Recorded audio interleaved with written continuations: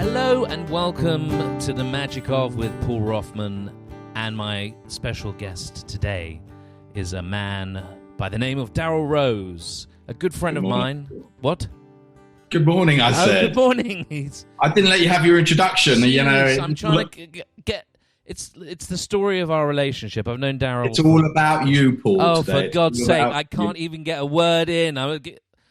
He's going to be speaking in a minute. I'm going to give him the platform. It's Darryl Rose. I've known Darryl for far too long, and Darryl is a very talented magician. Oh, I've got to say all this stuff now about him. I'm listening. I'm writing down. Yes, he's a very talented magician. One of the few magicians I'd pass a job on to. We'll talk about that. Oh, yes. But he's not just a magician. Heaven forbid. He is also one of the top TV editors who deals with live sports, live events, anything from the Premiership, football. I'm not going to call it by its disgusting American word that Americans use it. It's called football for a reason. The stuff that they play is American football. So he does that. He does film premieres. In fact, why don't you tell me what the hell you actually do, Darryl? Well, you actually missed out the most important word, which is broadcast. Broadcasting. I knew I would. Exactly. You should know about broadcasting. So yeah, no, I've been broadcasting well over 30 years now. Ever since I went to a TV college over here in the UK, which was basically the feeder into the commercial network station over here called ITV. And ever since I was a 10-year-old kid, I stood in the gallery, a production gallery at ITN, which is the news channel, and wanted to work in TV. And a few months later, I went to Russia on a school trip, and that's where I got the magic bug. So from a very early age, I wanted to be a magician and work in broadcast TV. And it was a question of, how do I work in TV? How do I get into TV? This was at 10 years old? This was at 10 years old, yeah. Wow. And I was very fortunate that my parents' friend was the editing supervisor at the news channel who had taken us up there in the first place. And I said to him, Leo, how do I get into TV? He says, well, you've got to get, you've got to knuckle down at school and you've got to get some O-levels, which is the first set of big exams you do at 16. So I got 10 O-levels. And wow. I've got the O-levels, and now what do I need to do? He says, well, you need to get A-levels, which is, your 18-year-old exams. And I got my A-levels. I said, now what? He says, well, now you need to get into Ravensbourne College of Design and Communication, School of Television and Broadcasting. And I did. And I qualified from Ravensbourne and on Friday. And on the Monday, I went for a job interview. And basically, the head of the studios said, oh, you qualified from Ravensbourne on Friday? I went, yeah. He says, can you start next week? I went, yeah. And that was my interview. It was held in such high esteem, Ravensbourne, that just the fact you qualified from there, 30 pupils came out of there every year, and we were all snapped up. So I was in a very, very fortunate position.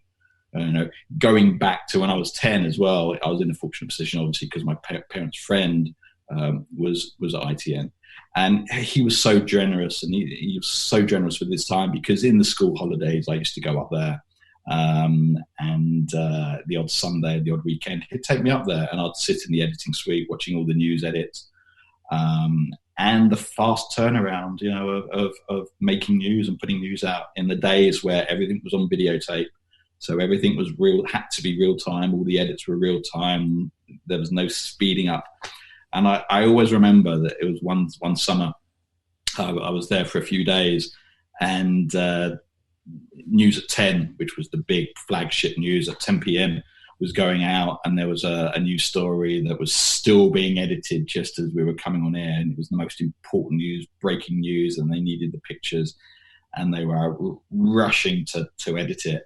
And it was the scene out of Broadcast News, that great film from the 80s, where I was there. I was ready to run up the stairs, ready to load in, and it was literally finish the edit. The bombs of the news are on. The newscasters reporting. I grabbed the tape. I went, run, and I ran through the newsroom. I ran up the stairs. I ran to the technical area. I got the videotape. I stuck the videotape in, and all the slowness of the tape going in, and you could hear the director and say "Roll VT," and I hit play, and it made it to air, within a few seconds of where it should have been. But that's the news broadcast, and that's live TV for you. So the buzz of live has always been within me, which is why basically I specialised in live TV. Because once it's over, and you're not taking the work home with you anymore because it's done and dusted there and then. So that's why I love sort of news editing and the way that I edit. It's very fast, very you have to make your decision there instantly, there and then. Not a question of going back 10 minutes before or 10 minutes later to go, or maybe I'll change that bit at the beginning. You have to make instant decisions, and that's what I really like. So that's it's a cool industry to work in, and it's where my magic career started as well. Because as I said, I went on a school trip to the Soviet Union, and we have your audience probably know Fawlty Towers, which has got into a little bit of trouble over the last few weeks. Being called racist and Germanist, but everyone worldwide knows what Fawlty Towers is, and it was of the era and of the generation. And Sybil Fawlty, who is played by a wonderful actress called Prunella Scales, who's also married to an amazing actor called Timothy West. It didn't get in trouble for the German bit. Oh, did it not? I thought it was a booster. No. It got in trouble for the colonel, the old colonel. Mm-hmm. And he says, and I will paraphrase, yes. But he says that he uses the N-word in two different forms of the N-word when describing black people. Oh, do you know what? I don't even remember that. Nobody does. So it's an interesting thing. So there's a point where he says that West Indians are the N-word and black people from another part are another N-word, and that's how you differentiate. But he is an old sod, clearly. Yeah. He's a drunken old fool, and Basil Fawlty is looking at him like, what an asshole. It's put into context. So when you put it in context, yeah. You probably wouldn't write it like that today, but he's not glamorizing racism or anything of the sort. It's clearly contextual, and the character is an arse, and he makes himself even more of an arse. And then by today's standards, of course. So, but it's a bit like saying using those words in Mississippi Burning is wrong because, well, that's what they did, and they're not glamorizing it. But that was the controversy. However, the Fawlty Towers thing, it was pulled from UK TV and it was put back. It's been with a warning, with a warning, yes. But anyway, so Sybil Fawlty, Prunella Scales. She had two sons. One is still now is also gone into Hollywood movies, and Samuel West.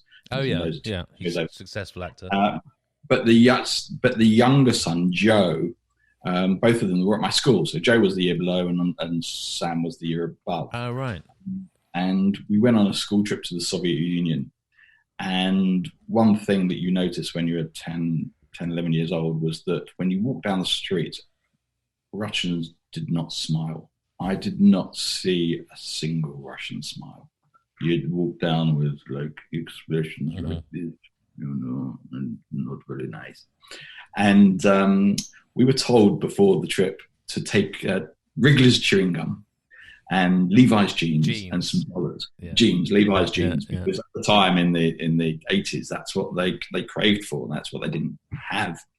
And we were told that we could trade the jeans for rubles. For women. For rubles. No, for rubles. For women. So if you took a £10, $12 pair of jeans, you could get the equivalent of $30, by trading it into rubles, because it was a bigger commodity actually than dollars itself. So we were in Red Square, and we met some students, and obviously we were all the students. And the first thing they were programmed to do, you have chewing gum, you have jeans, you have anything. It was just a culture within Moscow at the time.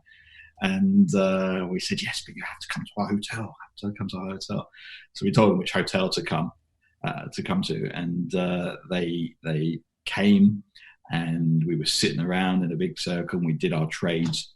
And Joe, bless him, and again, you must have been 10. He was well into magic, and he did a trick on the one of the Russians, where he took a little red sponge ball, a red ball, like a clown's nose, and he placed it into one of the Russians' hands. And he took another one, and he took his one and placed it into his hand. He took a magic wand, and he's like smiley, and the Russians, and he tapped the magic wand on his own hand, and he blew, and he made his ball vanish. The Russians still, what's going on here? And he tapped their hands 2 times. He says, open. And when the Russian opened up their hands, the one ball which they were holding turned into 2.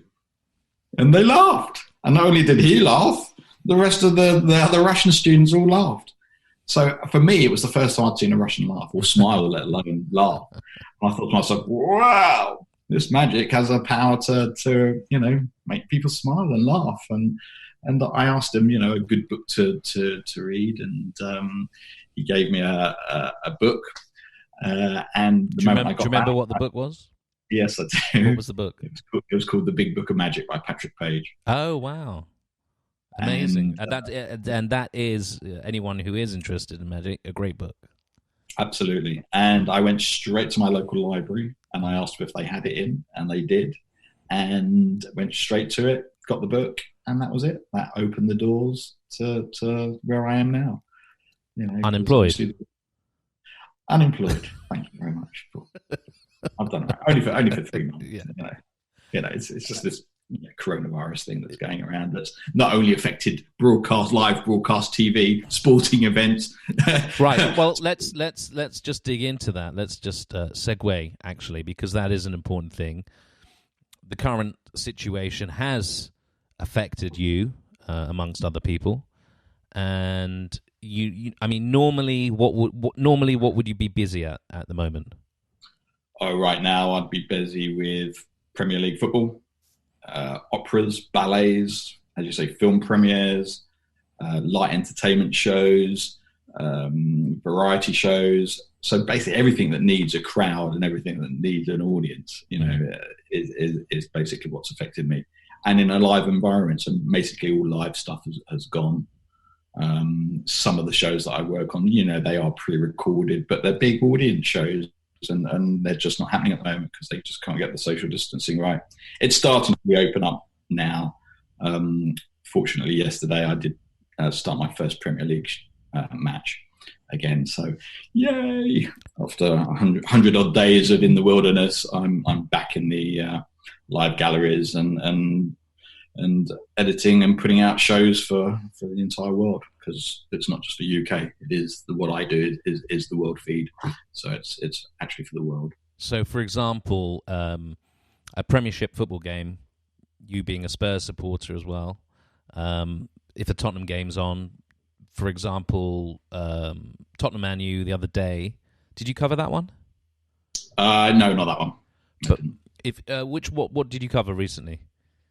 Oh, do you know what? And this is another thing about working in live TV and football. I have worked on hundreds and hundreds and hundreds of matches. I've done World Cups. I've done the Euro Championships. I've worked all over the world doing football. And in fact, I can tell you a story a bit later on about, in fact, I found it. Give me 2 seconds. This is a very important thing. 1 second. Okay. So as he runs off to get.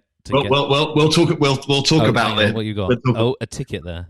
Yeah, we'll talk about this in a minute. All right, we'll come back to that. So anyway, because of it, and because I work in TV and I have so much football, at the end of the evening at 5:30, when I come up there, I can go back to my family who say, "Oh, what was the score today?"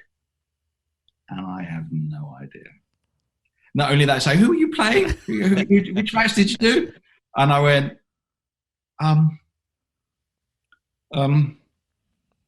we was at Stamford Bridge. So it was Chelsea, and it was and it will eventually come, but because of the nature of the beast. Can you just turn off your dings? You've got the mail. Oh, really? I did put on my Do Not Disturb. Yeah, I don't like to be. Oh, no, it's come off. Do Not Disturb. So we're now not being disturbed. We what I was alluding to was, if you watch a game like the Tottenham Man United game, you've got the cameras in the ground, they're filming it. That feed is the worldwide feed. It is, and that's normally down to the host broadcaster, whether it be Sky Television owned by Rupert Murdoch, or the BBC, or BT Sport, which are the three big players over here, or even Amazon now. So they will own the rights to that particular match. So they are responsible for the outside broadcast. So NBC and Fox and whomever who show it are showing the British pictures from that local broadcaster, which you have potentially edited. So they're getting your edit. No. But what happens is, so they're responsible for their own outside broadcast. But what happens is that they themselves produce two feeds. One is their local TV network for NBC, so everything NBC branded, the logos, the interstitials. Every time there's a replay, it will have the NBC logo. But at the same time, their vision mixer, their vision switcher, also creates a clean version of it. Okay, so they're creating two feeds: one totally branded NBC, and exactly at the same time, one which is a plain Premier League one. That Premier League one then gets sent to the Premier League channel headquarters near Heathrow Airport in London. And we take that into one of our own galleries, and we produce a worldwide show around it. So pre-match, we will do all the team's arrivals, statistics, give wide shots, player interviews, manager interviews. Then 15 minutes before kickoff, we then come on air effectively with a very nice little show. No presenters or anything, but if somewhere in Africa or in Malaysia or somewhere else in the world just want to use our pictures, we have a running order, and they basically know when we're coming to things, and they themselves can be in the studio, and then they say, "Oh, right, we're now coming up to the interview of the manager," and it will cut to them. They will then take our pictures, right? And then we do the live match. Pictures obviously coming from the host broadcaster. The final whistle, and the commentators who we will share with the host broadcaster will say, "And the final score at Stamford Bridge is Chelsea 1, Tottenham 7." And then I will roll in a commercial, I will then roll in an edited highlights of the goals. So it's called a wrap. So it was just like a 15-second or 30-second of this is what happened in the first half. Bang, bang, bang, bang, bang. Very, very quick. Roll a commercial break in, so broadcasters can get off and go to their commercial break. But we then carry on showing statistics and field of play and all the nice little graphics that you see. And then the broadcasters know when to come back for me to play out the first half highlights. So then I create a 2.5-minute edited highlights of the first half that's just been gone. And then there's these little Q dots, which if you're very eagle-eyed on some broadcasts around the world, a little Premier League logo that basically counts down. And then so the broadcasters know to come back at the moment it's totally full, and then the commentator will start again. Part two happens, and I do exactly the same thing at there. There'll be a goals wrap or a match wrap. Then there'll be an entire highlights of a 4-minute highlights of the entire match with some interviews, which come very, very quickly after the final whistle. And then there's a music montage at the end to get us off air. A 45-second, very, very fast cutting edit of the match, and beautifully cut. And the moment we're then off air, there's some post material that's sent to the world, which is all the rest of the player interviews, the manager interviews, because they're contracted to have to do an interview, 15 minutes before, after the end of a match. And then we come off air, but in the meantime, I'm then editing a 104-minute edit cut down of the entire 2.25 hours. So I'm editing in 4 parts. So I would edit the first part, welcome to Stamford Bridge, blah blah blah blah blah, and the team's out, and cut to a break, and it's this first half where I've edited a chunk out, whole of the second half, and then the last quarter, the last part is all the interviews. And that's all generally done within 2.5 hours of everything. So wow. It's sort of 7 or 8 playlists all happening all at the same time, fast editing, lots of different things all at the same time. And you get the buzz. So you don't have, when goals go in and when goals go in last minute, and they do, and you've already built your closer, or you've built that, first half highlights, and a goal goes in 30 seconds before the final whistle. I mean, all hell breaks loose. Yeah, I've had many a conversation with you after a game or during a game, and you're 5 minutes to the end, and you're like, oh, it's good, it's 0-0. And then suddenly there's 3 goals scored, and you're like, oh my God, I'm going to be here for ages. And the profanity that comes out of my mouth, you don't want to be in that gallery. It's dirty.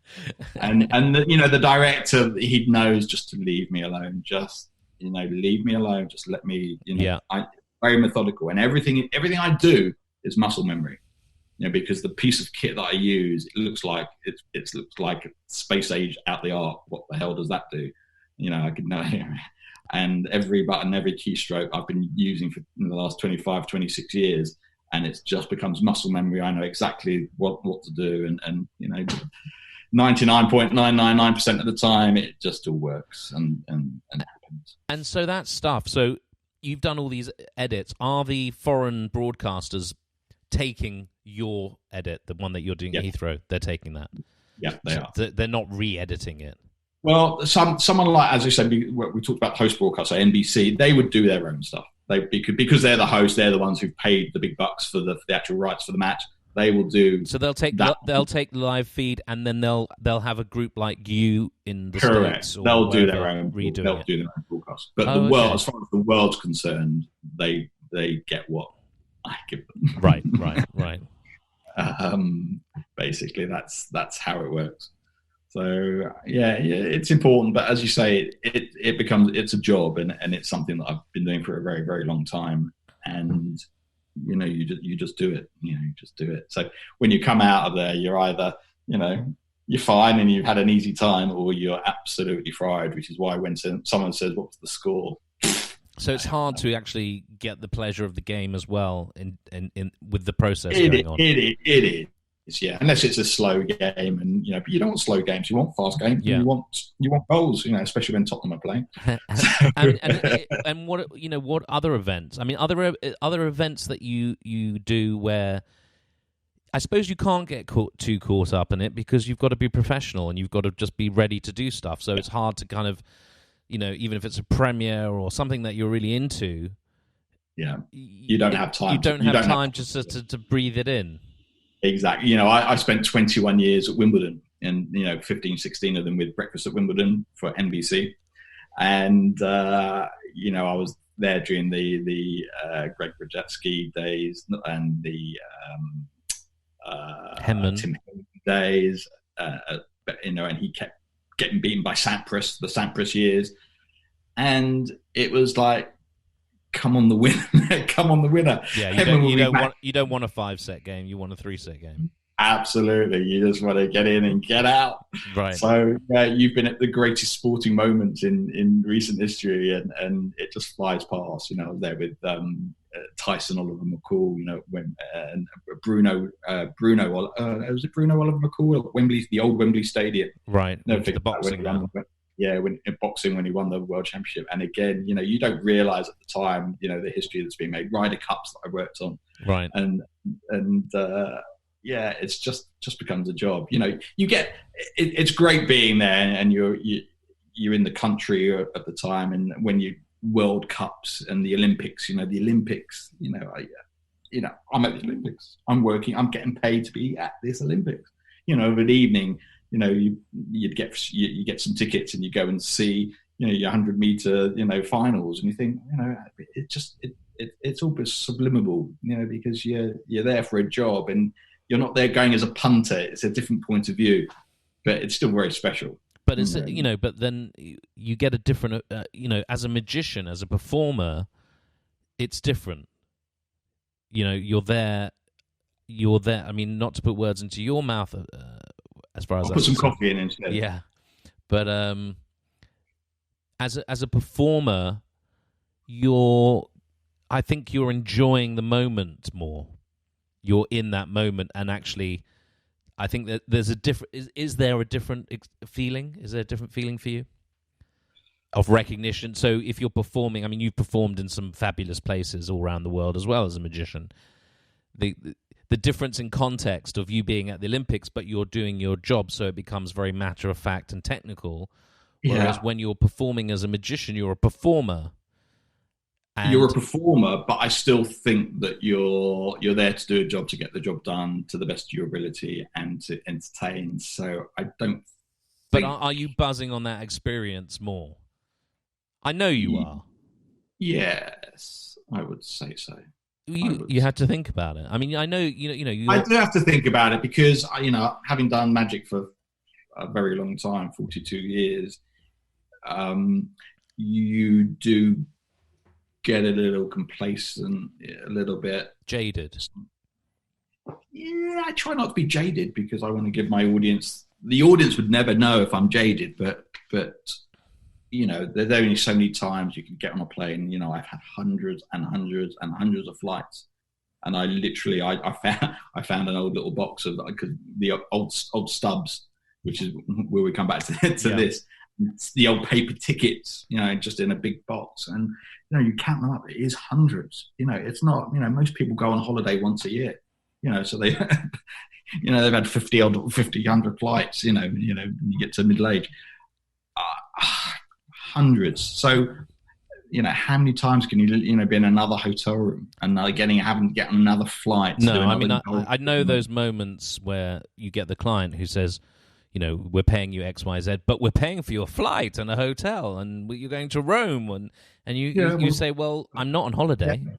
Exactly. If you're paying for the family to go to Rome and I've got a week there and I'm going to do a show, fair enough. But if I'm just flying in to wherever it is, I could care less. I'd actually rather you just pay me, I do my job, I go home, then I go and buy my holiday that I'm going to enjoy. Yeah, and I think that's what it becomes. But and that's one thing.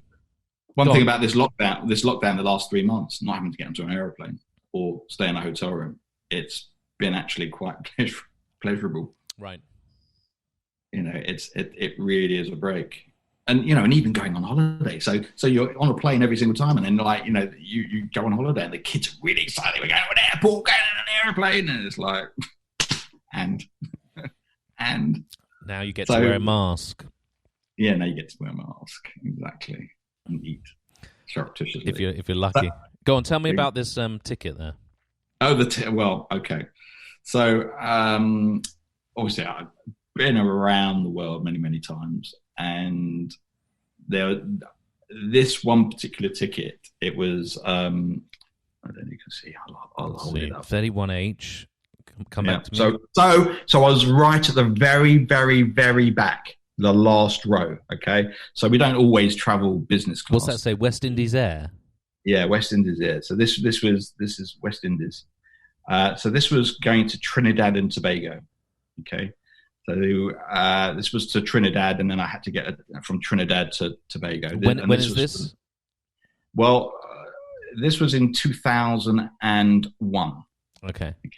And this was the ticket. So I was sitting at the back, and the job was the under-17 World Cup or the under-19 World Cup from FIFA. And the flight board time was 11:15 UK time. So we were up in the air for, I don't know, good 10, 12 hours. And it was 2001, as I say. And I just wanted to show you the date, which is when my son. The 11th of September. The 11th of September in 2001. So halfway through the flight, all I remember, because I was sitting in the back, was that the captain came out and he walked, and all the stewardesses and stewards all went to the very back, and they were literally just behind the curtain. And I thought, that's strange. They're all there. And they were in there for like 5 minutes, and the captain just walked straight back out. And the steward and stewardesses, you could heard them sobbing, crying, literally crying. Wow. Still had absolutely no idea why, and they came out and showing on a brave face. And we landed in Trinidad, and I was sitting next to a Trinidadian. And while we were on the tarmac, she got out her phone and she phoned her sister to say, "Hey, we've just landed." And her face turned to stone. And I said, "What's happened? What's happened? What's happened?" And she basically told me, that 2 planes had flown into the Twin Towers in New York, and terrorist attack. And we were halfway across the Atlantic when that happened. And we then had to get on a plane to Tobago, which we were allowed to do.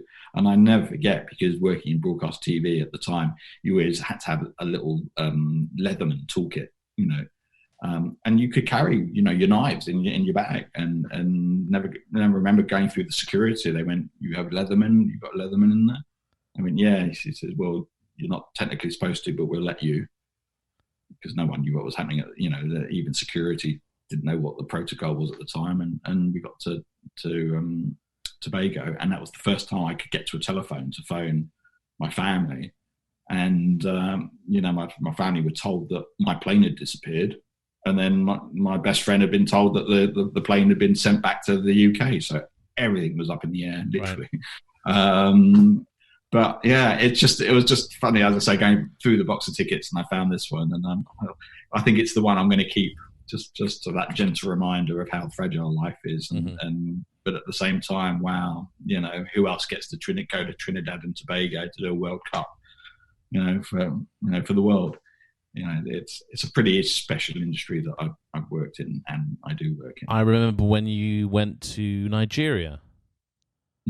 And that was pretty exciting. And you were phoning me, and I don't know what's going on here. Oh my God!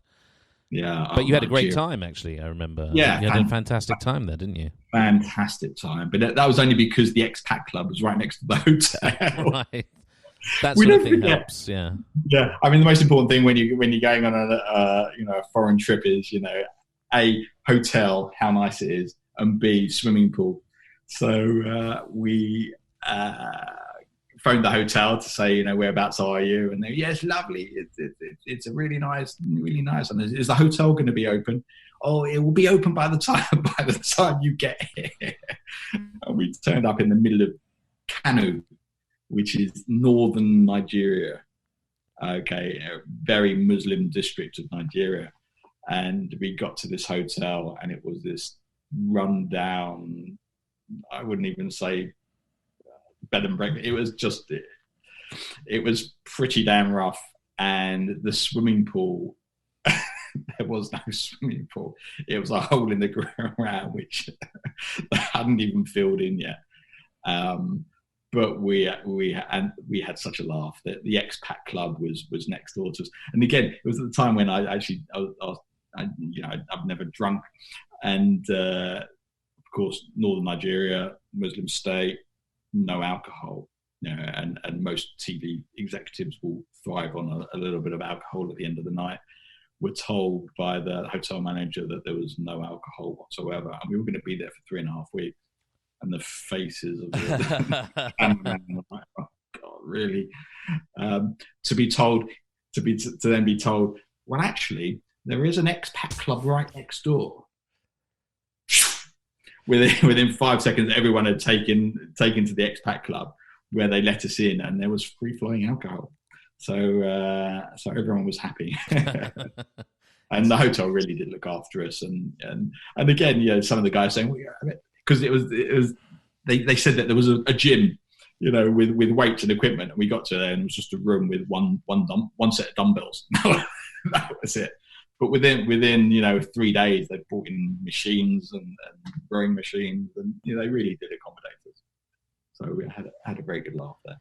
So I don't know if you've noticed, but I just happened to notice in the background there's a gold thing.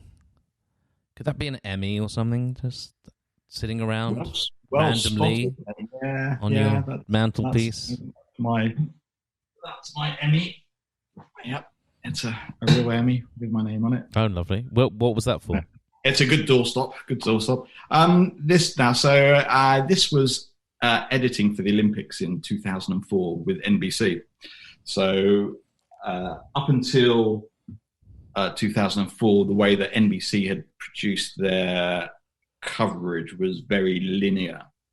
And when I say linear, it hadn't caught up with technology and discs and instant access, which is, as I say about very fast editing, ITN, everything was in real time. Now you can speed things up digitally.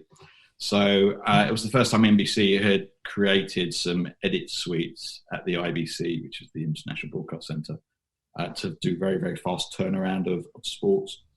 And I was involved in it. There was three booths, 3 edit suites, and I was in one of them. And we were nominated and very fortunately won the award for my editing in 2004. So I'm really, really chuffed and proud of this little lady here. Where was the ceremony? Did you have a ceremony? Award show? I couldn't get to it, unfortunately. So they did at the time. I was too busy at the time, so they sent it over. Oh no! So it came. I never forget. It came, and I've still got the box. Whenever I move, it travels in the box.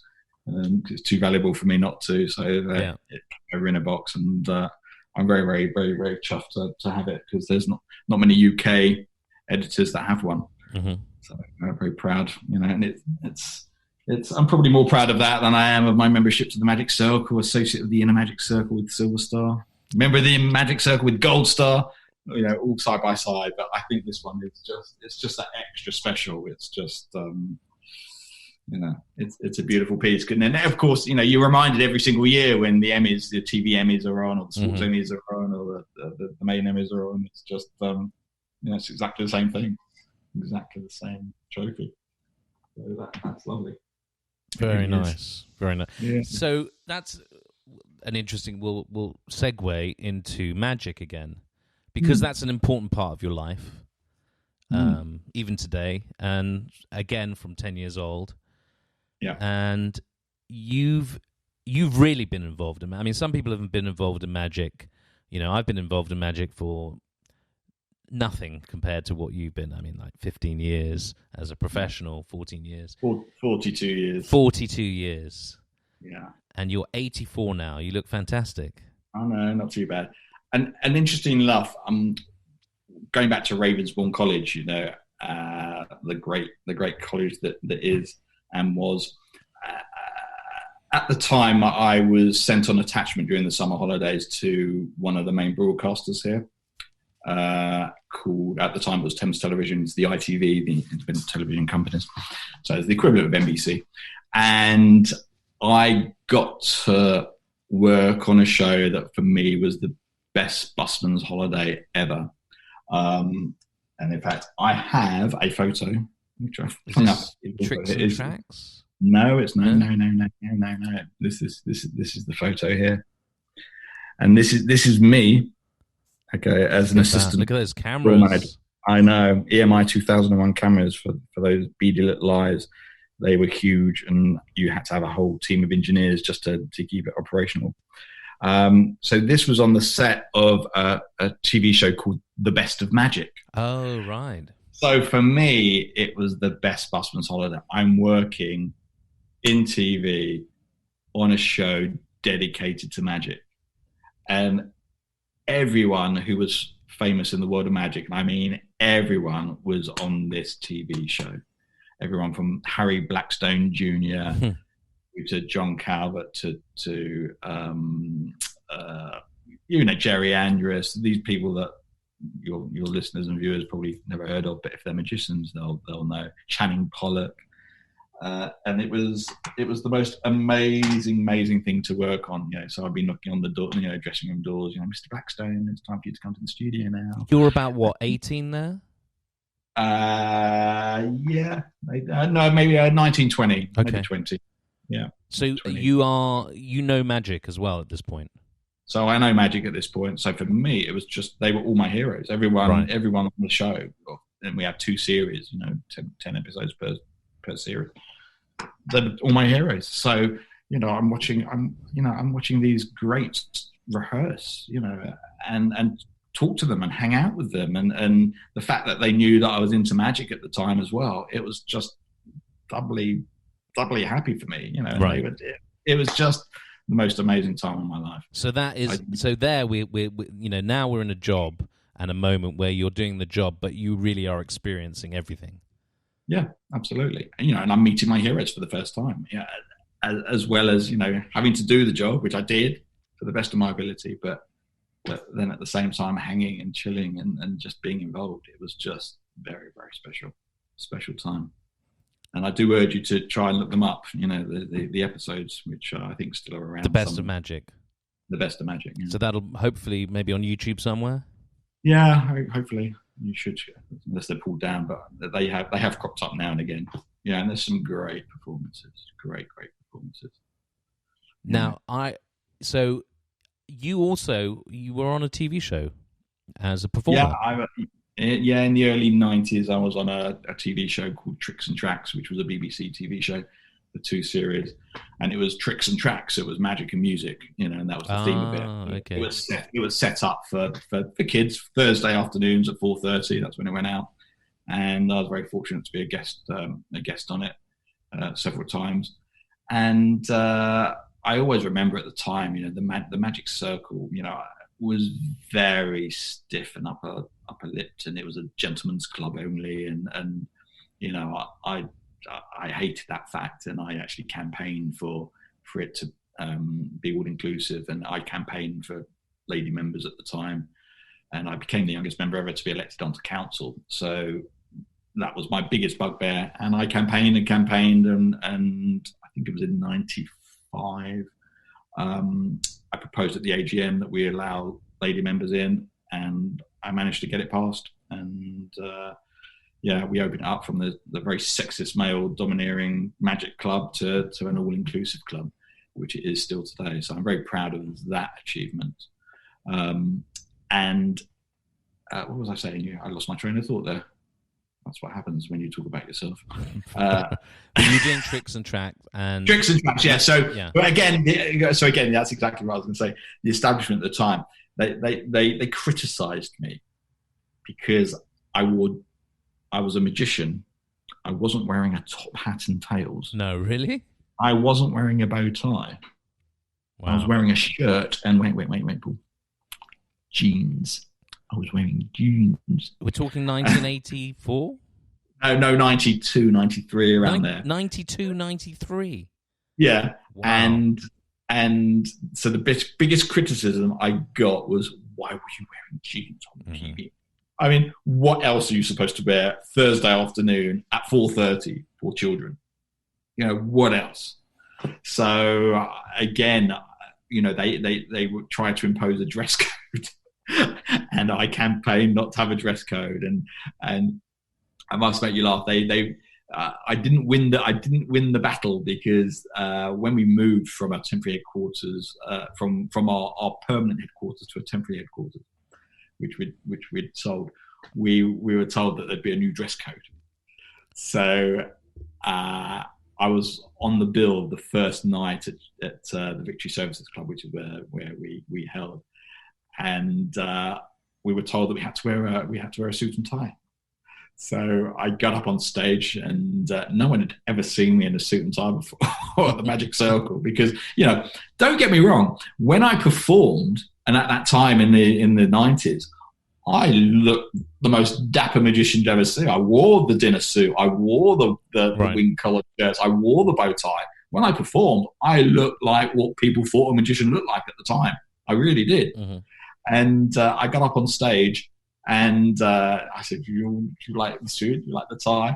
And cheering. And this was before that they were, we allowed we passed the bill for the lady members.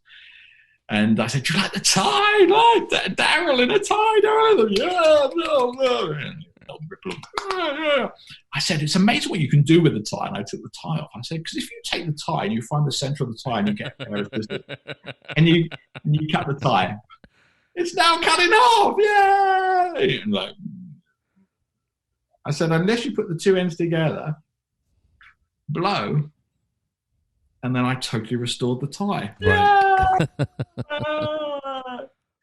But then I took the tie and I dropped it on the floor. And then it became open winged, and that was the first and last time I ever wore a magic circle.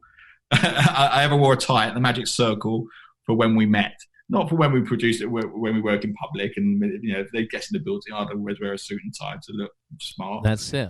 I remember actually coming over to your place, and you would wear, when you were gigging, would you wear open shirt, or was it? Well, I do now. I never did. Oh no, you didn't. I would wear it. Right. I would wear it. Yeah, you would wear a tie.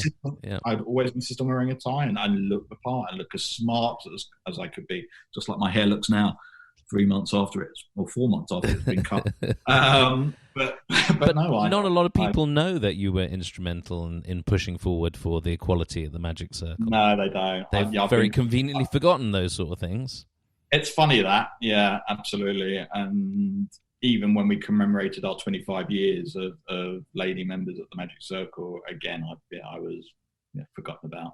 Well, I don't mind reminding them, because that's how it was, and you needed people like me to move these organizations along and get them into the 21st century. Absolutely. I mean, it's changed. I'm very proud of that. It's changed a lot since I joined. I think it was around 2006, 2007, and it was still the remnants of being an old man's club, but it was just starting to change, properly change. Yeah. And now I think it's a very inclusive place and a very exciting, it's a lovely club to be a member of. Yeah. Very special, and for those who don't know, it's a place where you get to interact and exchange ideas and hang out with friends and learn a lot of magic. Absolutely. And without it, we would never have met Paul. So where I can't remember when I met you. It's kind of just sort of blurred into one. Yeah. I don't remember. Do you remember? No, it's 10 to 15 years ago. Maybe long. It must be 2000. Was I going to Australia? Was I going to Australia at the time for I'm a Celebrity, Get Me Out of Here? So yeah, you did I'm a Celebrity, Get Me Out of Here. You were doing that. So that was 2002 to 2007. So it would have been 2006, 2007. Yeah. So in that time, that's another great show that I worked on. It's I talk about the Emmy, but effectively, technically, I've won a BAFTA too, because we won the BAFTA for the technical team for I'm a Celebrity, Get Me Out of Here. So you did. You had two shows, two massive shows that you worked on for years, and they were, the funny thing was, you were quite a busy magician, but you would go away at Christmas to Australia because you were doing I'm a Celebrity, Get Me Out of Here. And in the early days when I knew you, you had lots of gigs and you would pass on gigs. And so you would book me for Christmas gigs. You were one of my fonts in the beginning of getting Christmas gigs because you weren't doing them. I gave a lot of work to a lot of people. A lot of people, yeah. I've still got all their invoices from and magicians who now are the number ones and number twos in the world that I used to pass gigs to.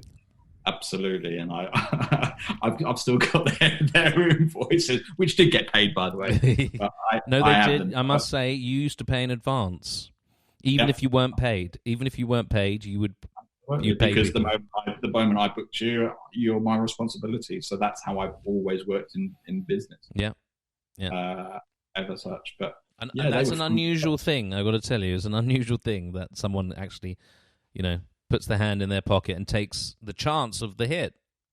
Yeah, And I still do it to this day. And I have another company also called Time Delay TV. And when I hire compliance officers for that, the moment they send their invoice in, they get paid on the same day. So you used to go to Australia, and in the early days of Big Brother as well, Big Brother, 18 years ago, Elstree Studios, and used to be at 3 Mills. First of all, used to be at 3 Mills in Bow. Okay. For series 2 and 3, and then it moved to Elstree. So were you on the first series of Big Brother? No, it's the only series we didn't work on because at the time they didn't stream 24 hours a day. It was just an edited show every night. And then in the second year, they Channel 4, which the channel it was on, created a new satellite channel called E4, and they basically wanted to fill E4 up with some content. So what could be cheaper than 24 hours a day, 7 days a week of streaming Big Brother that was their flagship show? So I got involved because there was a piece of kit, a digital piece of kit. The fuck button? Not just yet, the fuck button. That comes a little bit later. Right. And, I just want to say the fuck button. No, you can say whatever you like on this. Okay. Yes. In the industry, I'm known as Mr. Fuck Button. I will explain why. Oh, there's a few other things you're known as. Yeah, exactly. Absolutely. The suave, sophisticated Mr. Wine Drinker. You stick with your wine, I'll stick with my just so people know, we're doing this across the pond, as they say, the Atlantic, and I'm in LA, and Darryl's in London. Well, you're in Bushy. And you can't get closer to London. Really. It's not London, let's be honest. Yeah. And so it's the morning there, and it's the early hours here. Well, it's the morning here as well, but it's the ungodly morning. You're looking good on it, though, Paul. You're looking good on it. I had a little nap before I came to you. So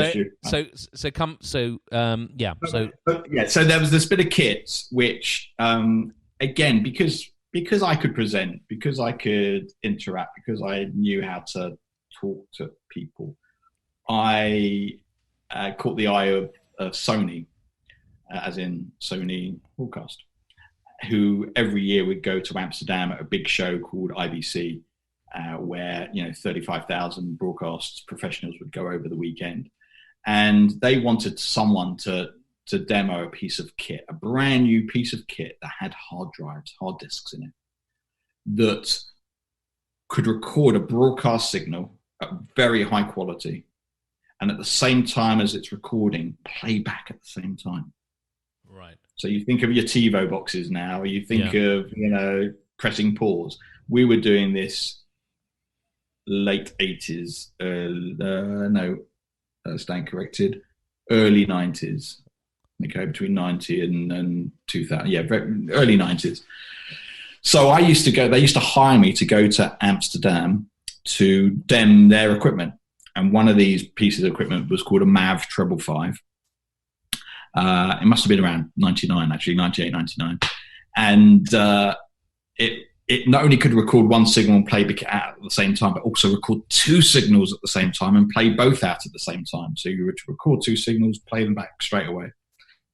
And that basically was the start of streaming.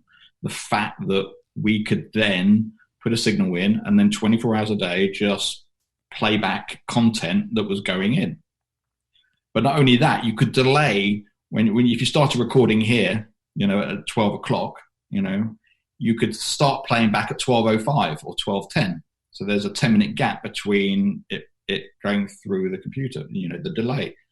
So in that time, the executives got me involved at Big Brother. They thought to themselves, well, we could stream 24 hours a day, but we're very worried about profanity. What happens if they say the F word or the C word, or whether they start singing and we don't have the rights to Happy Birthday, or Michael Jackson songs, because it's going to cost us too much money. Right. We need the ability to cut it out. Yeah. It's coming in.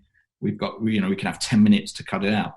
And Ofcom, which is our governing body that looks after broadcasters that fine us and issue the licenses, they said that to be called live, to say that you're live, you can have 10 minutes as a delay.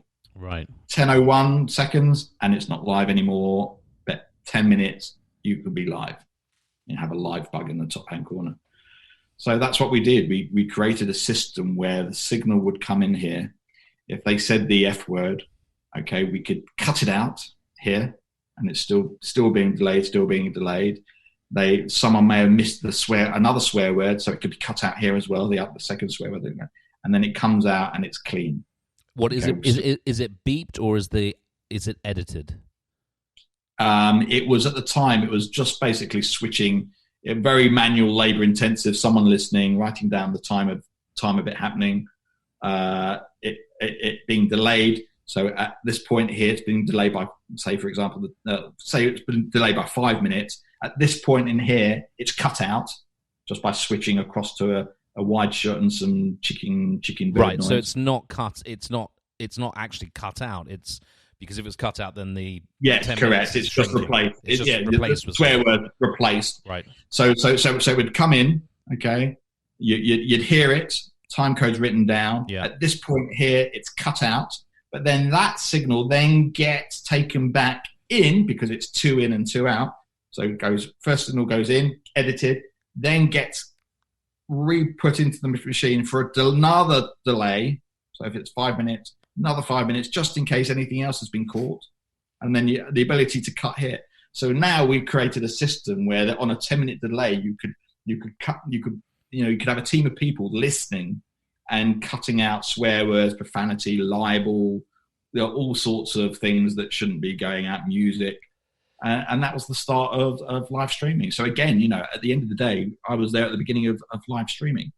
So because I got involved in this piece of kit, it took me to Big Brother, which I worked on for 18 years, and it led me to Australia and to Fiji on shows which were on different networks, which were wanted to fill content onto their channels with their top shows 24 hours a day, and I'm a Celebrity, Get Me Out of Here, which I know broadcast in the States for a few series, and here, which is still as today 20 years later is the biggest show in the UK towards Christmas with the most popular personalities. It led me there. And I came across a piece of kit, this was an expensive bit of kit, and we were on a 10-minute delay, and there was like 5 people in my compliance room. And I came across a device and created a device which interfaced with some buttons where it was only on a 5-second delay. So you would be listening intensely. Okay, you would hear a swear word, and using some remote buttons, whether it be for pictures or for audio, I could instantly cut out the swear words. So if it was F off Paul, it would just be beep Paul. And I never forget one of the series we had Johnny Lydon, who was from the Sex Pistols. Yeah. On. And we'd have daily, weekly meetings with the head of compliance at the network, and the head lawyer, and we would talk about all the different scenarios and swear words and categories of what you could and what you couldn't say, with the C word being up there at number 2, but not number 1. Funny enough, wow. The most common complaint would be mixing a swear word with something to do with Jesus and God, and Jesus Christ. Wow. So if you say Jesus effing Christ as a combination, that was deemed even more inappropriate, or about the same as the C word. So, and we would talk about, could you show people jerking off in the shower and bits and pieces. And it's all about balance. And, you're going back to the 40 Towers, it was all about balance. If he was to say, if it was to be used today and they were to use the N word, which it just shouldn't be on TV, full stop, or in lyrics of singing, but that's another story. If then Basil Fawlty would say, you're a racist, homophobic thing, you are blah, blah, blah, blah, blah, blah, blah, and create the balance, Ofcom would probably let that go ahead, because you're showing the negative with the positive. Well, it's about context. Yeah, context and balance. So anyway, Johnny Lydon was there, and I'd gone to the executive producer early in the morning and said, or knowing that he was going to be on, and said, well, now I've got this device that can instantly cut out the show. why instead of doing a live broadcast straight with no checks or anything, why don't we put it through the delay for 5 seconds? And then if he swears, because he was known for swearing, it's just like Gordon Ramsay. And that was another show that I worked on, Hell's Kitchen with Gordon Ramsay. But that's another story. Doing the same thing, most amount of swear words ever in a broadcast. But we said, put it through, a 5 second delay. And at the time, the executive producer and the lawyer said, no, ITV, independent television, no, live is live. Nope. I said, but you got Johnny Lydon. You just don't know when he's going to swim. No, live is live. And about 6 days into the broadcast, into the shows, and it was a 3-week run, I do believe. They started to eliminate them, and they went, Johnny, going big music. Is he going to go? Is he not going to go? And the host, Anton Deck, went, Johnny, you're staying another day. And he looked up and he went, fucking cunts. And I was in the gallery and I looked at the executive producer. The executive producer looks at me and he went, and I went,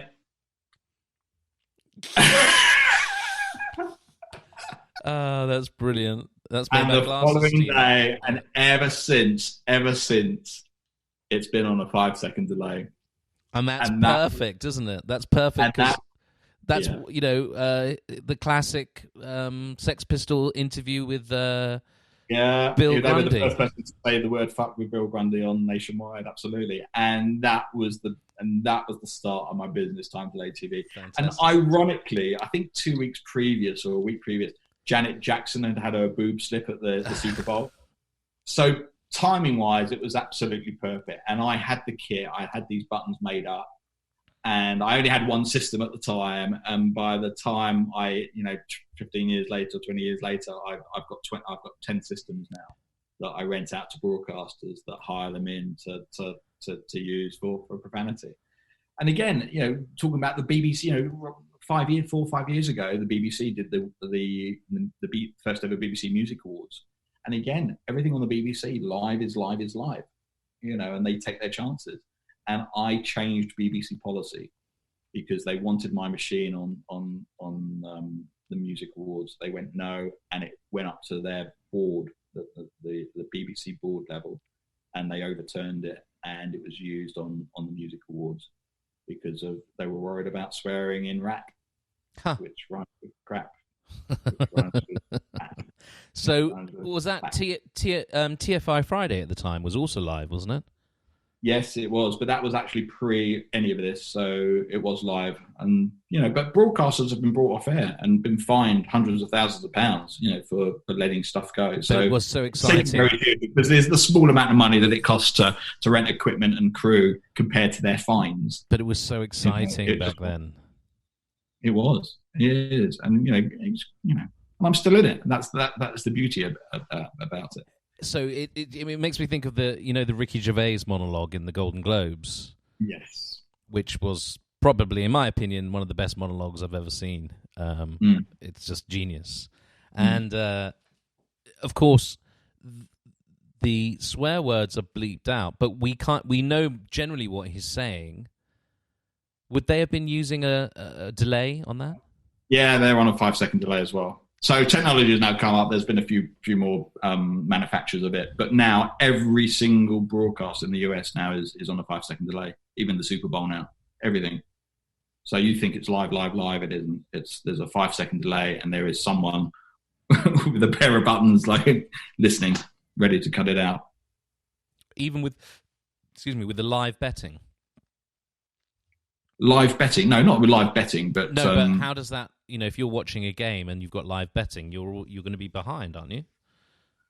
Yes, in fact. Well, don't you remember last year there was a scam. Something to do with tennis or something, wasn't there? No, it wasn't tennis. It was maybe an odds for horse racing or something, because yes, because of satellite now, and because of everything is on a delay, even the transmission path causes a delay. Right. So if you're at the ground, and it could be 2 seconds, it could be 3 seconds by the time the signal gets up there, down there to the TV, 2 or 3 seconds. That 2 or 3 seconds, it was used as a hole in the betting scam.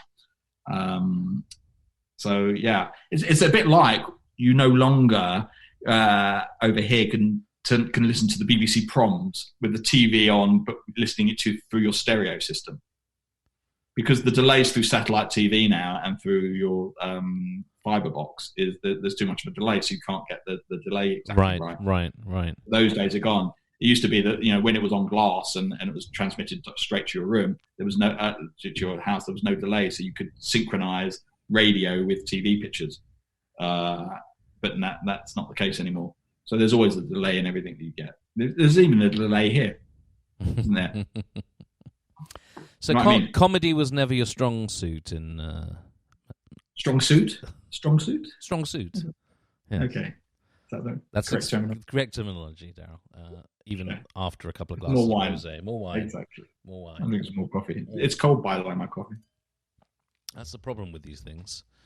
So another big thing that you were at the forefront of as well, that not a lot of people know, close-up magic that was performed in restaurants, and what's become close-up magic today, you were at the beginning of, and there were a handful, and I say a handful, there was less than a handful of magicians doing it, and you were one of them. Yeah, there was 5, 6, 7 of us in the entire London. Who was that? Faye Presto, Etienne? Faye Presto, no, before Etienne. Yeah, it was Faye Presto, Peter Metap, Zap, Michael Vincent, right? Who at the time I knew as Michael Louis, which was his real name.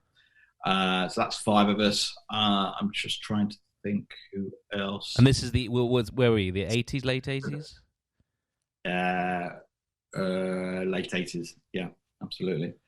And yeah, I was the cat that got the cream. So in those days, there were, this idea of magicians at private events, at parties, at weddings, at restaurants, round the table.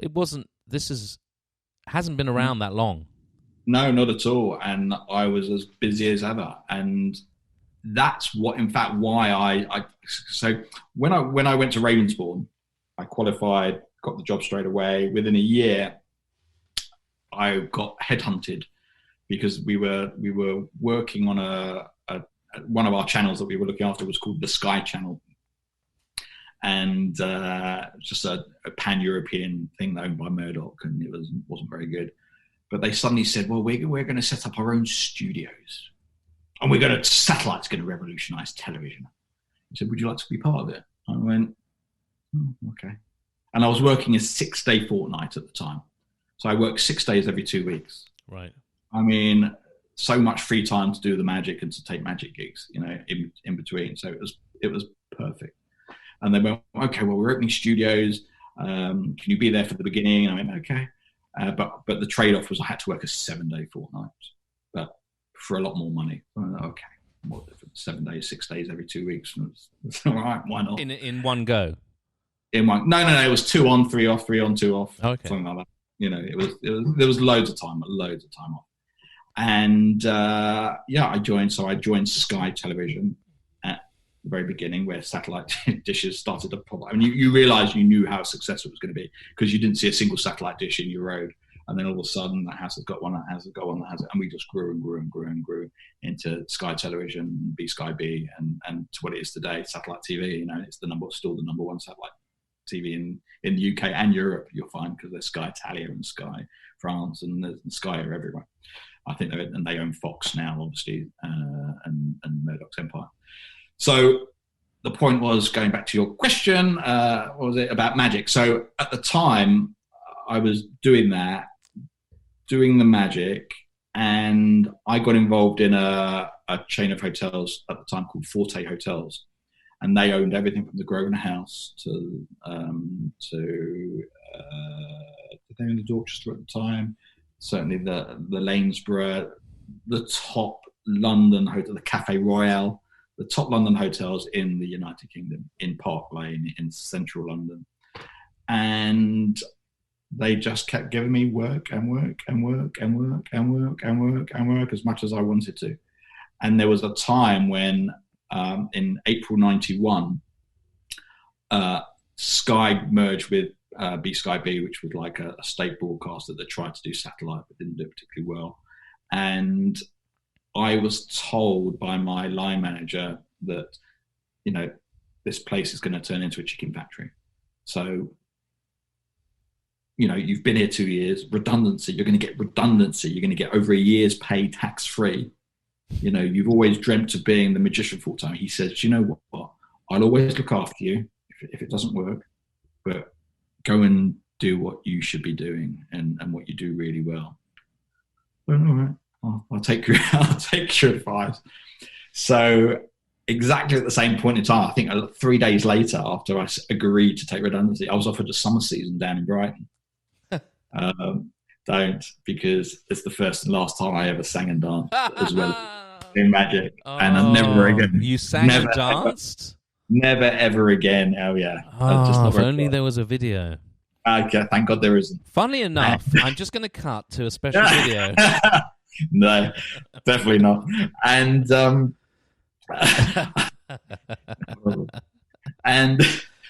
please. I'd pay. I actually pay to see that. Yeah, I'm sure you did. So I left in April. At least £5. Exactly. So April with a chunk of cash, and it was at the bottom of the recession as well at the time, back in the early 90s, when the first recession that I can remember. And I went straight into summer season down in Brighton, and just continued my magic career. I had money in the bank, years' money, and I was now earning money, and it was just an incredible, incredible time. And I used to work stately homes at the Cafe Royal. I used to go to the grill room there where politicians and celebrities would wine and dine, and I'd be hired to do their parties. And I never forget turning up at a party for Sirocco Forte for his daughter's birthday.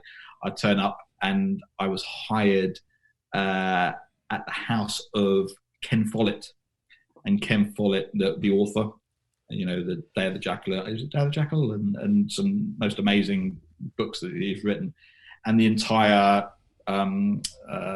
political cabinet, all the politicians from the government were there at the party, along with all the celebrities, and got to meet Richard Branson. And I ended up, working on all of Richard Branson's private gigs and private parties, because he was very clever.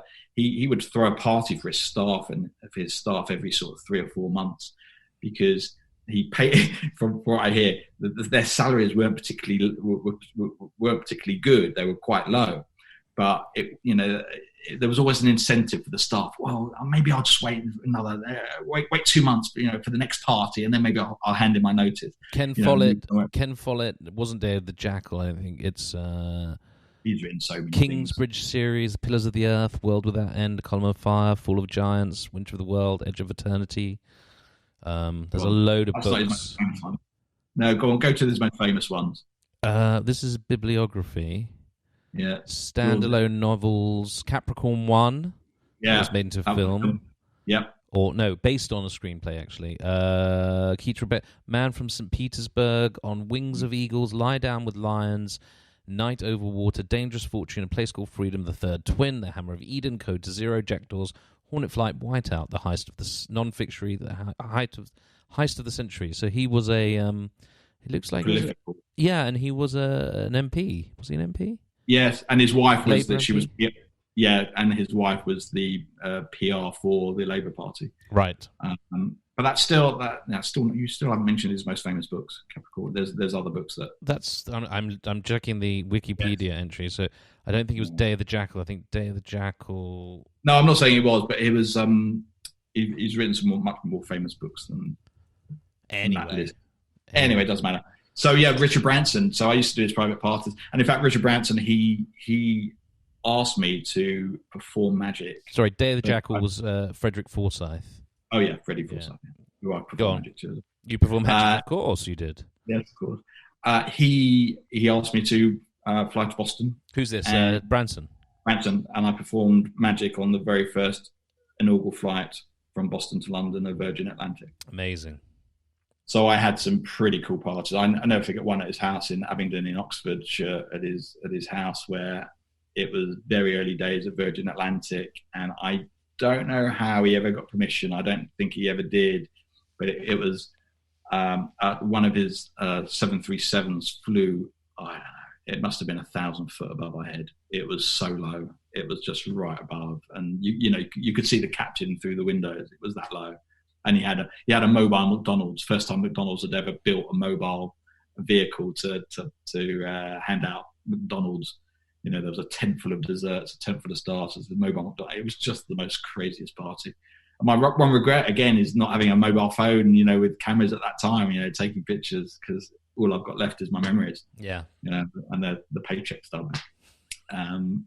So it's pretty cool. And another again at the time. Robert again, this is where life, imitation, and crossover. Robert Maxwell, who owned the Daily Mirror, and he was a very flamboyant, very vicious newspaper owner, and was into lots of things. Embezzled the Daily Mirror pension fund, I believe, was it? Exactly. Is that correct?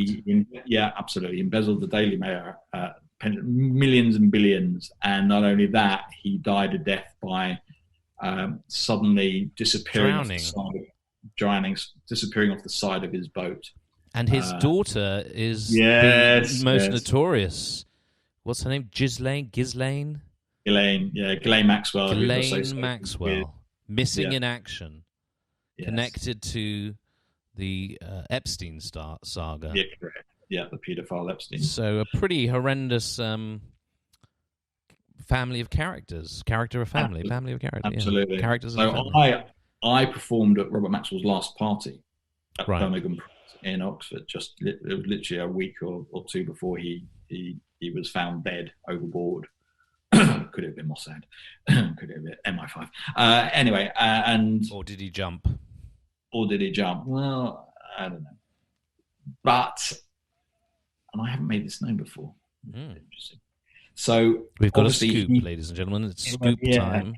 His big rival was Rupert Murdoch. So obviously we had the Sun News International group and the Mirror group, and they were at loggerheads the entire time.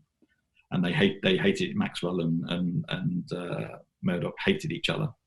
And when Maxwell died, they did recover his body, and there was an autopsy, obviously, of Maxwell. And I, to this day, I don't ask questions: how, why, what, where, or whatever. But there was a videotape of the autopsy of Maxwell, and Murdoch wanted it transferred to VHS for his own pleasure, to watch it himself. Conspiracy. And again, the tape came into the videotape department at Sky TV, and we had to transfer it to VHS to hand to Rupert Murdoch. Wow. Lawsuits are coming our way. No, not at all. So there we go. I mean, that's a crossover between magic and, magic, me performing for Maxwell, and then a few weeks later, or a few months later, me working in TV doing that crossover, which was pretty amazing. Just like going to Brunei, for the Sultan's Palace, for Princess Hamida for her 18th. There's me as a TV crew working on the most amazing concerts for Prince Geoffrey and the Sultan, and the following day I'm performing and entertaining them, in one of their palaces. So if it wasn't for TV, I wouldn't be doing the magic. And if it wasn't for magic, I wouldn't be doing the TV. They've both been really good to me. So I mean, the moral of the story is, multi skills are very important, and especially if they correspond to each other, if they have a feed off each other. And back in the day, in like my drama school days, I remember teachers saying, you need to have another element to what you do, another job. You can't just be an actor. which is very true.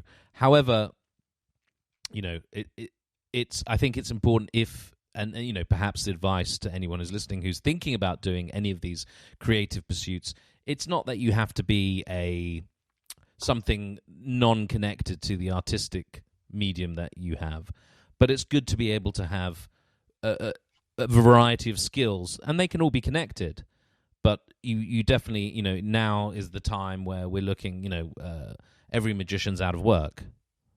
Literally out of every single performer is not working. It's illegal to work at the moment, you know, to do the job that you like, unless you're being creative and do Zoom shows or something that's not involving an audience. But you technically cannot go to an audience. You, according to the government guidelines right now, you can't go and entertain. So I read that that's the UK one. Now, over here, for example, Dave Chappelle did a live comedy show, but it was approved by the governor of... Now, where is he? I can't remember which state it is. But he was allowed to do a comedy show, stand-up show, but everyone was socially distanced. And there's some. I think there's some. There's also some shows where people have gone in their cars, and they've projected it. So I'm not sure that's actually 100% true. And I think that's a government guideline, the UK one. Well, I think it's certainly enclosed. I know they've just opened up the theatres, but you can't put a live performance on. So theatres can open, but no live performance. So isn't that called a cinema? They've let... I mean, I think, you know, listen, it's a really hard thing, but the one thing that, certainly in the UK, they've let the whole entertainment industry down. Sure. They've just totally ignored performers. Yeah, but unfortunately, I understand why, you know, you can't put live theatre on because it's the spitting and the singing. No, but in terms of supporting them, in terms of helping performers who bring, it's that wonderful. There was an article in the Times, wasn't there, about essential business and non-essential business. Yeah, well, I'm a small limited company and a company director, so I haven't been helped out at all. But the number one non-essential business, the number two was telesales, and the number one was entertainers, which is the irony of the first thing in the pandemic that I saw on everyone's Facebook wall is, what shall I watch on Netflix? Yeah, Lion King. Tiger Not the King. Tiger King, the Lion King. No, but everyone is craving entertainment. Well, this has forced you. I mean, the lockdown. These wonderful podcasts and a podcast. What we're doing. Yeah. That's spurring you to do these. So without COVID, you wouldn't be doing these and being successful at them because they're absolutely amazing what you're doing. Thank you. Yeah, so you're becoming innovative. And it's forcing creativity, hence magic shows via Zoom, and all forms of online platforms. As you say, Dave Chappelle, I know that at our local shopping centre with a huge car park, they're turning it into a drive-in cinema. Right. Not only the drive-in cinema, they're now having live comedians on stage, but you have to be in your car, and they're putting on the live performances there. So yes, they are getting around I suppose the government guidelines there, because it's all outdoor spaces, and of course there's 50 meters between the person on stage and the 1,000 cars that are in the car park. But people are having instead of people clapping now, they're flashing their lights as applause. It's a bit like that. So what do you think? What do you foresee moving forward? Are you optimistic? Are you pessimistic? Are you unsure? Do you see a way out of this? Well, I think things will start to get back to normal when I say soon, within a year. Hopefully they'll come up with, obviously, just like everyone else, they'll come up with a vaccine, and life will gradually go back to normal-ish. Because when I say that, remote production in far as TV, you could see it coming. The fact that the director could be at his house, and the job that I do, I could have one of those controllers at my house, and we don't have to be in the studio. And I could see in like 5 years' time that could possibly be the case. Maybe 10 years' time that'd be the case. And the reality is, it's here now. So we've been pushed forward. It's been pushed forward. Zoom. Who'd heard of Zoom before? 3-4 months ago? Nobody. And now it's gone from thousands of users to millions of users. Why not Skype? Why did Skype not do this? Why is it Zoom? I don't know. Very good point. I think it's much more stable, more reliable, less compression, so it's more reliable. The fact that you can have 200 participants, and it's very business led. It's there's the business arena and there's the others. And business has led this one, just like LinkedIn, and compared to Facebook. It's the world is a business economy. We're global, so I think that's probably why, and it's good and it works. And if we didn't have Zoom, we wouldn't be doing this. Do you think things are opening up too soon? Do you think we're in a dangerous position? I mean, there's a big difference between, say, in America and the UK. And in Los Angeles, we're told to wear masks in public, full stop. Whereas in the UK, I believe it's only on public transport, and people are not wearing masks generally. People are using their common sense. If you're near people, you put a mask on. If you're in the park and you're not. Yeah, but if you're in a park and you're not anywhere near anyone, you're not wearing a mask. They're saying the 2 meters is the airborne it dies after 2 meters. So if you're not within 2 meters of someone, and you're not wearing a mask. But they've reduced it to 1 meter in the UK. Yeah, it's 1 meter the minimum, but they're still saying it should be 2 meters, but we're not possible meters. Unless just like going to a cinema. Unless you need a beer. In which case, 1 meter is fine. Well, yeah. Unfortunately, I'm not a politician. I'm not. I don't read the science. But the problem is, we're seeing over here a spike again. Yeah. But now they have 2 drugs. They now have 2 drugs that will definitely help if you're on the worst case scenario of getting it and getting it bad. There's 2 drugs that should help to reduce the chances of you dying. And that's what it's about. This is what it's all been about. It's about the R number. It's about the transmission rate.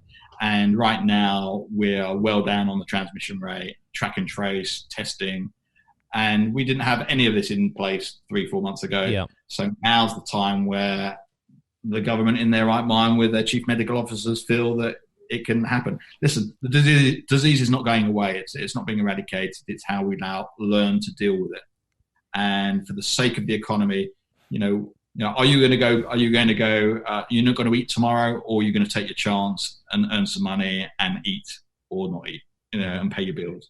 So it's a question of life versus living, or catching it and living your life and earning money. And I think it's getting to the point now where enough is enough. Enough is enough. I'm very glad that I've gone back and I've got little. Don't get me wrong. I've got no magic work and very little TV work, but at least it should pay the bills for a couple of months. Do you think we're going to get communal events back? Yeah, people always have weddings. People always need conferences. Don't get me wrong, people's expense accounts, traveling the world, meeting clients has dropped considerably now in big business because people are doing it over Zoom, and companies are going, well, why do we need to spend thousands of pounds on their expense account? We have a situation. There is no travel between the US and Europe. Yep. Spain and Italy and Greece have just opened up for travel, but the UK has a 14-day quarantine. By the time this comes out, this podcast, it may have changed. Everything's changing every day. But America has certainly, they facilitated Trump's anti-immigration dream using the pandemic. So they're prohibiting. But they're now not letting you travel from LA to New York either, are they? Or from if LA was a bad state with bad COVID, you're not allowed then to travel to New York. They've just locked down a few East Coast states, I believe, again. Yeah, something like that. Listen, I'm not a politician. You're a pragmatist, Darryl. I'm a pragmatist. I certainly am, and People are surviving. People are thinking out the box, and that's the most important thing. As magicians and as broadcasters, we're thinking out the box. But going back to the expense accounts and people not seeing person in person, the moment one company then starts letting their employees fly to meet the client that's about to sign $1 million deal because they've just had a very nice night the night before, starts happening again, it will then start to go back to normal. Because if you don't have that personal interaction with the person, someone else will. And if it just tips it over the edge for that to do that deal or no deal, then I think things will start to go back to normal as far as that's concerned. Broadcast, on the other hand, there will be a lot more remote production, as I said. And in fact, I'm involved in a new piece of kit where the most incredible piece of kit where you can have one camera that has got a 360-degree lens on it, total 360-degree lens, not high definition, not 4K, but 8K.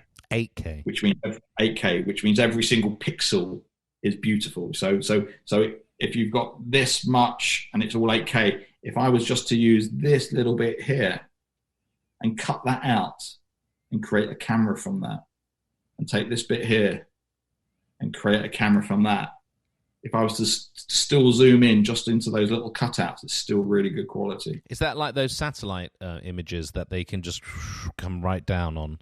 And it's always in totally amazing definition. Yeah, ish. Yeah, pretty much so. This is something that you've been working on and with recently.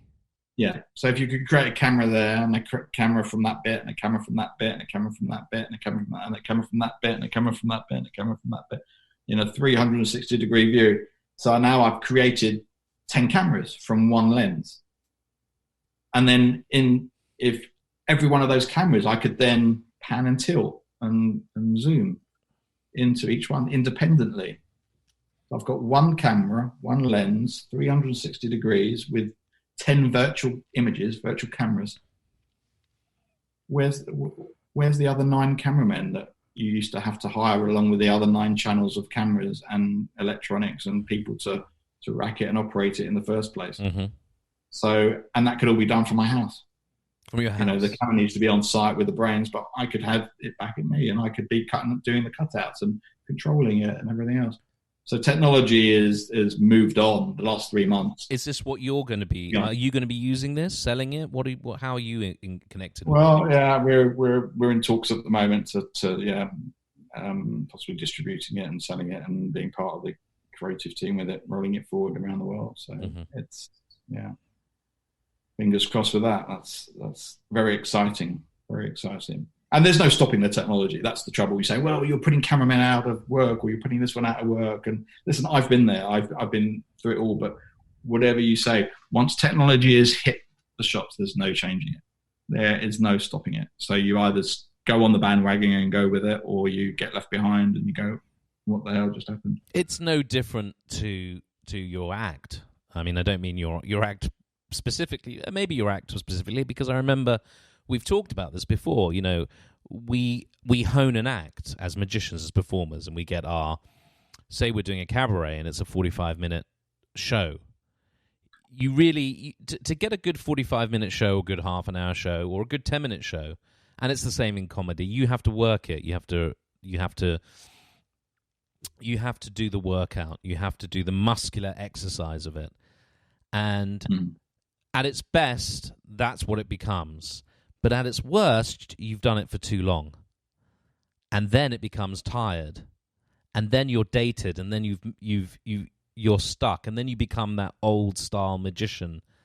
Or you're making jokes that were appropriate in your 20s and not appropriate in your 40s or your 50s. Or giving up gags that were so funny back then, which have no reality, no context today. That's sad, and knowing when to let go. But people don't realise that if this is the tip of the iceberg, or your client, they just see this bit, don't they? They just see you performing and earning all this money that you're getting just for this little bit. Yes. So what they don't actually see is the rest of it underneath, which is your time and your effort and your paperwork and your buying of props and blah blah blah and looking smart and haircuts and everything, and all of this. They only see this little bit here at the top, the final production. and this outweighs, which is why it's this much show and that much business. The old saying. Mm-hmm. It really is that much show, and that much business, and people just don't understand it. So when people ask you about your fee and they go, "How much?" Well, for half an hour. But do you think that's also because when we come back to technology and the internet and the change from back in the day when you used to advertise in the yellow pages, mm-hmm. and now anyone who's bought a trick from a magic shop, literally anyone, can learn 3 tricks, put up a snazzy website that they can get from WordPress or Square, whatever it's called, and they're online. They can call themselves the world's greatest magician. Mm-hmm. They can charge 50 quid. Yeah. And they can get a gig. Or they can charge £1,000 or 10,000, whatever it is. Yeah, but they might only get that one. They might only get that £1,000 gig once and never again. And it's all about reputation, and longevity. To me, is the most important thing.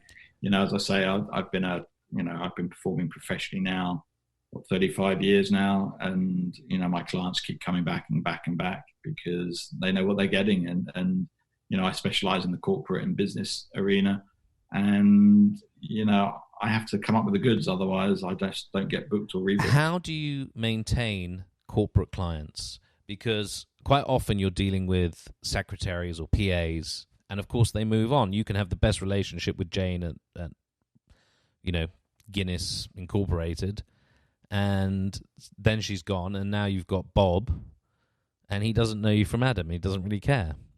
So because my relationship is with the top people. It is with the MDs, not with their secretaries.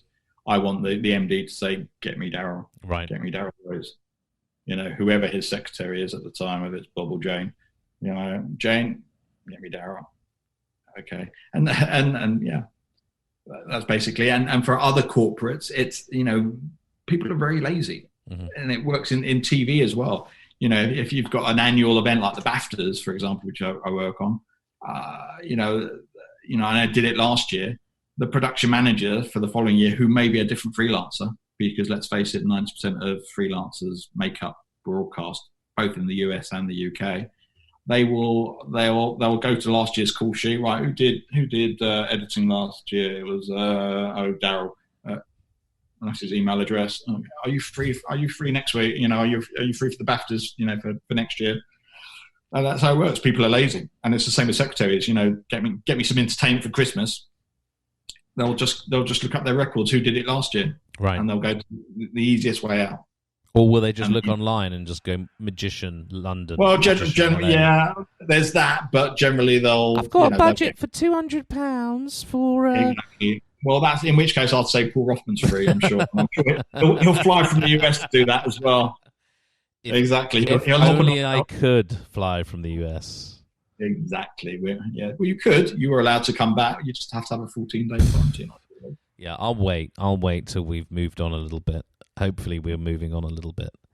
Yes, exactly. So we've been going quite a long time, and I think we've sorted out the world's ills, and we've explored quite a lot of different things that you've done and you're doing. Let's just to finish up. What's next? What do you foresee? What's moving forward? You're quite positive moving forward. Yeah, getting back on stage, getting back to my corporate clients in the magic world, getting back into the broadcast TV, getting the live shows back up and running, getting back to do my film premieres, getting back to the Royal Opera House and to ballets. Hopefully all of that will open up. I can't see it coming too soon, but hopefully it will open up. Do you see a Christmas market happening this year, or do you think that's not going to happen? Difficult to say. I'll take a range set. Difficult to say. I think weddings are opening up with 30 people. So with 30 people, you can keep the meter distance. Can't. But they're not going to do that. Let's still look at the card. Yeah, but let's be honest. Look, the whole social distancing, people aren't. They haven't done it. They're not. I mean, some people are doing it, of course, but loads of people aren't doing it. They're not going to do it. People make exceptions. People go around to people's houses they know. There's this bubble they talk about now. You'll interact with people. You Yeah, break but it's down the different to rules. that and 30 people, 30 people or 50 people all in one gathering. Yeah. So I think it's going to. I think Well, how are you going certainly. to dance? People need to dance. Yeah, well, absolutely, like this. It's gonna be like old style disco, isn't it? Yeah, exactly. Silent. In fact, you could do your silent disco right now, can't you? With your headphones? I could, yeah. My ears are heating up. I tell you. Look, Exactly. it's been fantastic. Thanks for being here. Pleasure. It's lovely to see you as ever, looking well and fit, and you haven't gone mad yet. Not yet. Not yet. So you take care. Thank you. And thanks for being my guest. Thanks for having me. It's been a pleasure, and it's been interesting. I've learned quite a few things I didn't know, and some really great stories. And people want to get into the TV industry. I think you're the guy to have a chat with, and certainly magic. And you too, Paul, can hold this one day. Yes. When you get on your plane. When I get my my TV show. Fantastic. I'm looking forward to it. Thank you, Darryl. I'll hold you to it. Hold me to it. And maybe I can edit your TV show that you're going to star in. Oh yeah, we didn't actually talk about editing. Anyway, we've talked enough. Listen, Darryl Rose, it's been a pleasure, and I shall see you again very soon. Lots of love. Thanks. Take care.